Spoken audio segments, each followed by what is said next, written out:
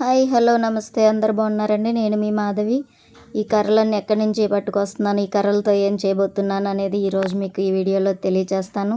చూడండి, ఈ కర్రలను నా పొలంలో పక్షులకు స్థావరాలుగా నిర్మించుకుంటున్నాను. కర్రలతో పక్షి స్థావరాలు ఏ విధంగా చేయాలో చూద్దాం. చూడండి, రెండు సమానంగా ఉన్న రెండు కర్రలు తీసుకుని వాటిని ఒక కర్ర సహాయంతో అనుసంధానం చేసి చివర్లు కట్టి పెట్టి ఉంచుకోవాలి. ఒక కర్రతో ఆ కర్ర కదలకుండా చక్కగా గట్టిగా కట్టుకోవాలి. నేను ఇక్కడ లూజ్గానే కడుతున్నానండి. ఎందుకు ఈ విధంగా కడుతున్నాను ఏమిటనేది తర్వాత మీకు తెలుస్తుంది. అటువైపున అలా కట్టేసుకున్న తర్వాత సమానంగా ఉన్న కర్రలు మాత్రమే తీసుకోవాలండి. కింద సమానంగా ఉండాలి. అలా ఉంటేనే మనకి తెలిసిద్ది అన్నమాట ఇలా కట్టేటప్పుడు. లేదు అనుకుంటే కూడా ఇంకొక పద్ధతి కూడా ఉంది. ఎలాంటి కర్రలైనా తీసుకోవచ్చు. రెండు కర్రలు ఒక కర్ర అంటే పక్షి స్థావరానికి 3 కర్రలుగా తీసుకుని వెళ్ళి అవి కూడా మనం పెట్టుకోవచ్చు. ఇది మీకు తెలియడానికి ఈ విధంగా కట్టాలని చెప్పి పొలంలో చేసేదాన్ని ఇప్పుడే మీకు నేను చేసి చూపిస్తున్నాను. ఇలా కట్టి వేసుకున్న తర్వాత చక్కగా కర్ర కదలకుండా ఇటువైపును కూడా చక్కగా కట్టి పెట్టుకోవాలి. ఇలా లూజ్గానే వేస్తున్నానండి. నేను ముడొచ్చేసి టైట్ లూజ్ ముడ వేసుకున్నాను, టైట్గా వేయలేదు. ఎందుకు ఏమిటనేది మీకు తర్వాత తెలుస్తుందని చెప్పాను కదా.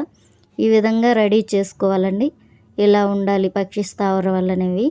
ఈ విధంగా రెడీ చేసుకున్న వాటిని మనం పొలంలో పెడదాం. పదండి వెళ్దాం. ఈ విధంగా కర్రలన్నీ కూడా రెడీ చేసుకుని పొలంలోకి తీసుకువెళ్ళానండి. నేను ఒక్కదాన్నే ఉండటం వల్ల అవన్నీ నేనే తీసుకువెళ్ళాల్సి వచ్చింది. మళ్ళీ పైకి వచ్చి మళ్ళీ తీసుకువెళ్ళి మళ్ళీ పైకి వచ్చి మళ్ళీ తీసుకువెళ్ళడం కొంచెం కష్టంగా కాబట్టి ఎటు దిగుతున్నాం కాబట్టి నాతో పాటే అలా కట్టుకుంటే నాతో పాటే తీసుకెళ్ళిపోవచ్చు అనే ఉద్దేశంతో నేను అలా చేశాను. ఇప్పుడు ఏం చేశానంటే మనకి ఒక జిగ్జాగ్ ఆకారంలో అనమాట మన పొలంలో జిగ్జాగ్ ఆకారంలో పెట్టాలి. అంటే VW అలా వి షేప్లో లేదంటే W షేప్లో పొలం అంతా పెట్టుకుంటూ వెళ్ళాలి. ఇప్పుడు ఒక పక్షి స్థావరాన్ని నిర్మించాను కదా, దానిలో నేను ఇంకా కొంచెం చేర్పులు మార్పులు చేస్తున్నాను. గమనించండి. అక్కడ ఏం జరిగిందంటే నా పంటకి చాలా హైట్లో ఉందన్నమాట కర్ర అనేది. కానీ ఆ హైట్లో మనం పెట్టుకోకూడదు. ఎప్పుడు కూడా మన పంటకి అడుగు హైట్లోనే ఉంచుకోవాలి కర్రలు అనేవి.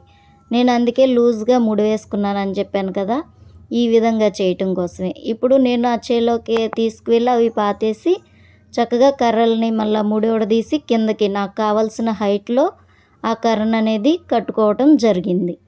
ఈ విధంగా చెయ్యాలి. మళ్ళీ హైటు పొలంలో మన పొలం ఎప్పుడు అలాగే ఉండదు కదా, హైట్ పెరుగుతూనే ఉండిద్ది కదా.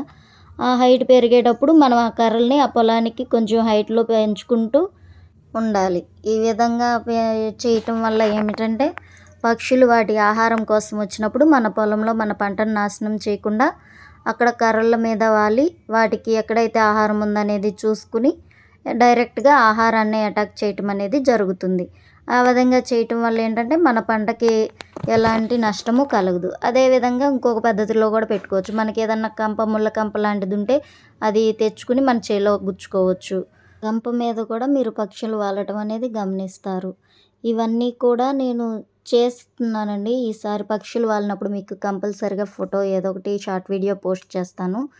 మీరు కూడా తెలుసుకోవాలనుకుంటే ఇది అందరూ పాటించండి. మీ కళ్ళతో మీరే చూస్తారు ఆ సత్యాన్ని.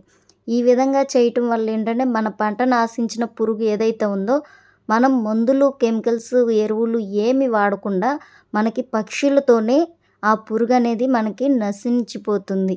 కాబట్టి మనం పక్షులు వస్తున్నాయి అని చెప్పి బాధపడకుండా పక్షులు వచ్చి మన పంటను నష్టం చేయకుండా మనం ఏ విధంగా కాపాడుకోవాలనేది అందరూ ఆలోచించుకుని అందరూ కూడా ఈ పద్ధతి పాటించాలని కోరుకుంటూ సెలవు తీసుకుంటున్నానండి. ఈ విధంగా నా పొలంలో నేను పక్షి స్థావరాలు అనేది నిర్మించుకున్నాను. మీకు అందరికీ నచ్చితే సబ్స్క్రైబ్ చేసుకుని ఫాలో అవ్వండి. ఇలాంటి వీడియోస్ మరెన్నో మీకోసం. Thank you all. ధన్యవాదాలు.